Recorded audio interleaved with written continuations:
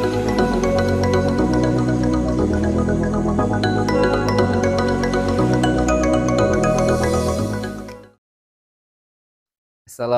warahmatullahi wabarakatuh. Annyeonghaseyo nikah.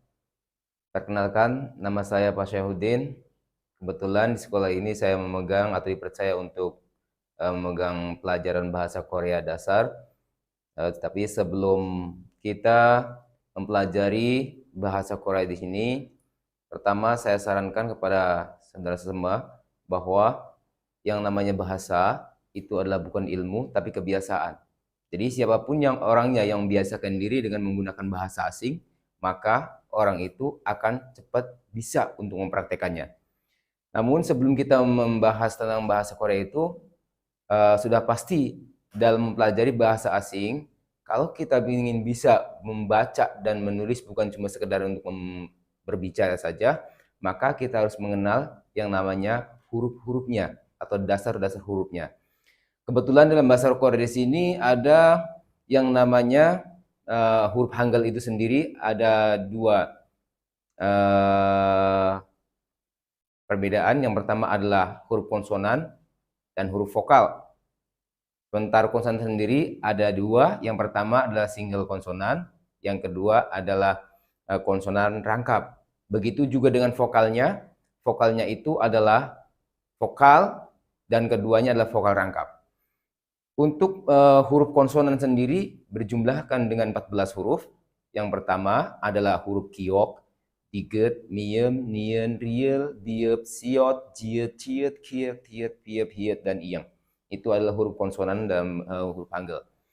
Kebanyakan umumnya itu orang bisa membaca, ya, maksud saya di sini bisa untuk berbicara tapi tidak mengenal dengan huruf. Ada pula kebanyakan peserta didik itu cuma membacanya itu secara segi tulisan Indonesianya saja, bukan melihat huruf Koreanya. Ada yang namanya giok. Giok di situ mereka cuma tahu giok secara ucapan tapi tidak menghafal dengan bentuk hurufnya.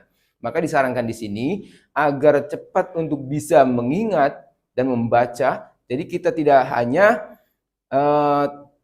tahu bunyinya saja seperti huruf giok itu, cuma tahu bunyinya saja tanpa mengetahui dengan bentuk hurufnya. Maka disarankan hafal atau hafalkan bentuk dan bunyi huruf itu sendiri. Baik, berikutnya ada huruf konsonan rangkap. Di situ terdapat ada 5 huruf. Yang pertama adalah sang giok, yang kedua adalah sang diep, yang ketiga adalah sang diget, sang siot, dan sang jiet. Lalu di situ ada huruf vokal. Vokal ada 2, yang pertama adalah vokal biasa dan kedua vokal rangkap juga. Yang vokal sendiri berjumlahkan dengan huruf berjumlahkan dengan 10 huruf. Yang pertama adalah huruf A, itu vokalnya. A, ya, oyo, uyu, dan i. Sementara vokal rangkapnya berjumlahkan dengan 11 huruf. Yang pertama adalah e, y, we, wa, we, wo, we, wi, dan ei. Bagaimana cara kita menggabungkan huruf di sini? Karena bentuk tulisan Korea itu ada penggabungan antara huruf konsonan dengan huruf vokal. Bukan vokal konsonan, tapi konsonan vokal. Kalau di kita yang namanya huruf vokal itu ada di awal. Cuman kalau di Korea itu huruf yang di awal merupakan huruf konsonan, bukan huruf vokal. Jadi ada rumus tersendiri bagaimana cara kita untuk menulis agar tulisan kita itu tepat ataupun betul. Yang pertama, di sini ada konsonan vokal. Contoh konsonannya giok, vokalnya adalah A. Giok sendiri, huruf giok itu, bunyi huruf dari huruf giok itu adalah bukan, contohnya digabungkan dengan A, bukan giok A, tapi bunyinya adalah ga. Ya. Huruf giok dilihat dari segi bunyi. Giok pertama adalah huruf G, yang akhirnya itu bunyinya adalah K. Maka huruf giok itu apabila huruf giok itu ada di awal suku kata, maka bunyinya adalah G. Sementara apabila huruf giok itu berada di akhir suku kata, maka bunyinya adalah K. Contoh berikutnya adalah huruf siot. Siot kalau ada di awal suku kata, ya, itu bunyinya adalah S. Sementara apabila huruf siot itu ada di akhir suku kata, bunyinya adalah T. Begitu. Di sini yang pertama adalah konsonan vokal menyamping, ya, menyamping konsonan vokal. Konsonannya giok, vokalnya adalah A. Nah, kalau kita melihat dari huruf vokal itu, huruf A atau huruf vokal A, di situ ada penggabungan antara huruf iyeng yang ada di huruf konsonan dengan A aslinya. Jadi ada dua. 0 itu merupakan iyeng, kemudian A-nya yang di sampingnya itu, yang ada tangannya satu. Nah, itu huruf A asli. Tapi tidak boleh kita menulis atau di tulisan itu huruf A itu tidak ada iyengnya, kalau di alus kata itu salah. Maka yang namanya huruf Korea itu selalu berpasangan antara konsonan dengan vokal, bukan vokal konsonan. Maka tidak boleh berdiri sendiri ketika huruf vokal A, ya, o, yo itu di awal sukata hanya cuma dengan satu huruf saja tanpa iyeng, itu salah. Baik, berikutnya ada konsonan vokal konsonan. Konsonannya yang pertama itu adalah huruf biep, kemudian vokalnya adalah A. Di situ ada satu lagi huruf konsonan di bawah, posisinya di bawah. Saya ambil contohnya itu adalah biepnya lagi, huruf biep lagi, biep, A, biep. Biep yang pertama sesuai dengan bunyi huruf biep. Kalau B itu adalah di awal, apabila huruf biep itu ada di awal suku kata, maka bunyinya adalah B.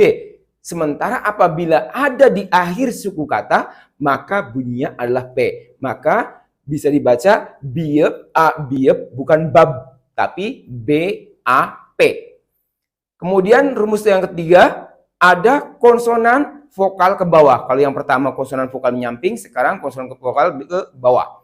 Contoh konsonannya adalah huruf siot. Siot kalau di awal bunyinya adalah S.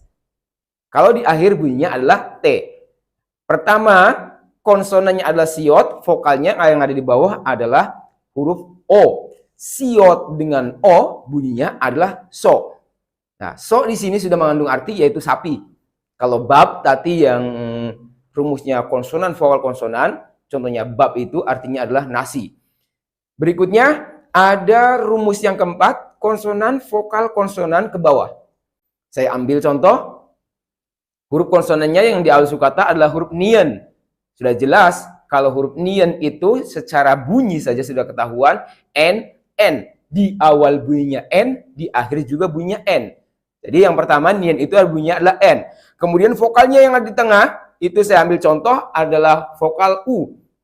Yang terakhirnya, ketiganya itu konsonan lagi, saya ambil yang huruf yang sama dengan konsonan yang pertama tadi yaitu nien. Nien, U, nien. Dibacanya adalah nun yang berartikan mata atau salju. Lalu di sini kita akan mencoba dasar dalam bahasa Korea prakteknya. Contoh di sini ada judulnya ada subjek plus kata benda plus imnida. Baik, untuk imnida sendiri merupakan kopula yang berarti adalah. Jadi kalau dalam bahasa Inggris adalah to be, ya. Jadi imnida sama dengan to be. Yang dipakai pada akhir kalimat pernyataan. Jangan keliru antara imnida dengan imnika nanti. Kalau imnida itu merupakan kopula yang berarti adalah yang dipakai pada akhir kalimat pernyataan. Sudah jelas yang namanya akhir kalimat pernyataan itu posisi dari kata imnida itu sendiri adanya di akhir kalimat. Contoh di sini ada gebunen. Nah, gebunen. Gebu di sini artinya adalah beliau. Ada kata nen di situ. Itu menunjukkan bahasanya gebu atau yang artinya beliau itu kedudukannya sebagai subjek bukan objek. Beda halnya gebunya nanti ketika kedudukannya sebagai objek. Nah, di sini beliaunya kedudukannya sebagai subjek. Gebunen sajangnim. Sajangnim sendiri artinya adalah direktur. Kemudian di situ ada akhiran imnida yang tadi saya katakan bahwa imnida itu merupakan kopula yang berarti adalah. Jadi secara keseluruhan artinya Gebunun Sajang Nim Imnida artinya adalah beliau adalah direktur. Berikutnya ada urinen, sama halnya dengan tadi Gebunun. Uri di sini artinya kami. Kami kedudukannya sebagai subjek. Urinen hakseng imnida.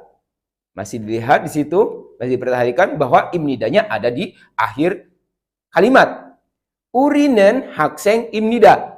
Kami adalah siswa. Bukan diartikannya urinen hakseng imnida bukan artinya kami siswa adalah, bukan. Seperti itu. Lalu ada genen songseng nim imnida. Dia laki-laki adalah guru, son seng nim. Berikutnya ada genyonen, antara genen dan genyo. Genen itu dia laki-laki, sementara genyo adalah dia perempuan. Genyonen sangin imnida, dia perempuan adalah pedagang. Nanen kyong cari imnida, saya adalah polisi. Berikutnya ada subjek plus kata benda dan plus imnika. Kalau tadi imnida, sekarang kita bahas tentang imnika. Imnida merupakan adalah, sekarang imnikanya apakah? Untuk kalimat pertanyaan. Imnika merupakan kopula yang berarti apakah yang dipakai pada akhir kalimat pertanyaan. Contoh, Gebunun Sajang Nim Imnika, kalau tadi Gebunun Sajang Nim Imnida, yang artinya beliau adalah direktur. Tapi sekarang imnidanya kita ganti dengan kata imnika. Yang artinya apakah? Jadi bisa diartikan Gebunun Sajang imnika di sini artinya apakah beliau itu direktur? Berikutnya ada urinen hakseng imnika, apakah kami siswa? Genen songseng imnika, apakah dia laki-laki guru? Genyonen sang imnika, apakah dia perempuan pedagang? Nanen kyong sang imnika, apakah saya polisi?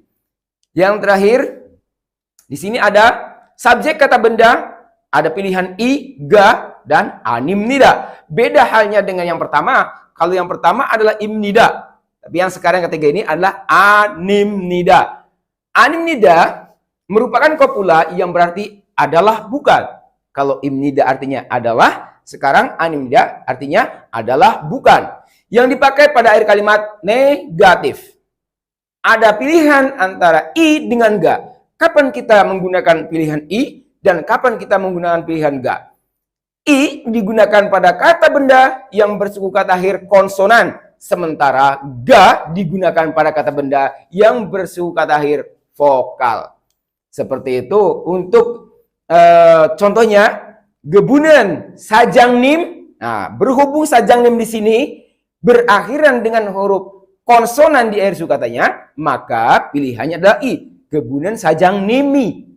Baru kita meletakkan kata negatifnya yaitu animnida. Ulangi, Gebunun Sajang Nimi animnida. Beliau adalah bukan direktur. Berikutnya ada urinen hakseng. Sama, kata hakseng berakhiran dengan huruf konsonan juga. Maka pilihannya adalah i. Urinen haksengi, bukan haksengga. Tapi pakainya i. Urinen haksengi animnida. Kami adalah bukan siswa. Berikutnya di sini ada contoh yang kata bendanya menggunakan vokal. Nanen unjonsa. Nah, di situ kata unjonsa yang berarti sopir berakhiran dengan huruf vokal. Nanen unjonsaga, pakainya ga, bukan pakai i. Bukan nanen unjonsai, tapi pakainya ga. Nanen unjonsaga animnida. Saya adalah bukan sopir. Nonen kyong cari animnida. Kamu adalah bukan polisi. Yang terakhir, nanen kisulja ga animnida. Saya adalah bukan teknisi. Demikian penjelasan dari saya tentang basic bahasa Korea. Terima kasih. Kamsahamnida. Assalamualaikum warahmatullahi wabarakatuh.